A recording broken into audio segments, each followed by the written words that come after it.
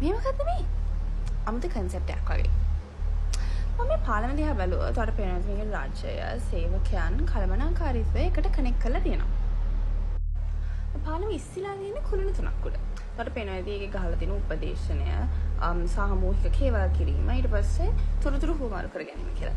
ඒ සමාජ කතිකාවත කියන concept එක ඇත්තටම හැදෙන්නේ ඔන්න ඔය කියන තුන් විදියවල් වලින්. සරලව කියනවා නම් මෙන්න මේ පාලම හරහා මෙන්න මේ තුන් ගොල්ලම එකට එකතු වෙලා උපදේශනය, සාමූහික කේවල් කිරීම, තොරතුරු හුවමාරු කර ගැනීම හරහා ප්‍රශ්නට විසඳුම් හොයනවා. ඒකෙන් ඇත්තටම වෙන්නේ ওই සමාජ කතිකාව කියන concept එක ක්‍රියාවට යොදවලා ඵලදායී රාජ්‍ය සේවයක් ඇති කරන එක.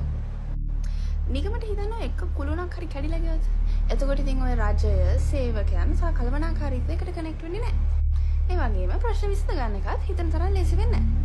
ප්‍රශ්න විසඳෙන්නේ නැහැ කියන්නේ ඉන්එෆිෂන්සි එක වැඩි වෙනවා. අපේ රාජ්‍ය සේවයේ. කෙටියෙන් කියනවා නම් සමාජ කතිකාවත කියන concept එක ක්‍රියාවේ යෙදෙන්නේ නැති නිසා රාජ්‍ය සේවයේ තියෙන ප්‍රශ්න වැඩි වෙන එක විතරයි වෙන්නේ. ඒ හින්දා මේ පාලම හදාගන්න එකෙන් නම් කිසිම පාඩුවක් වෙන්නේ නැහැ.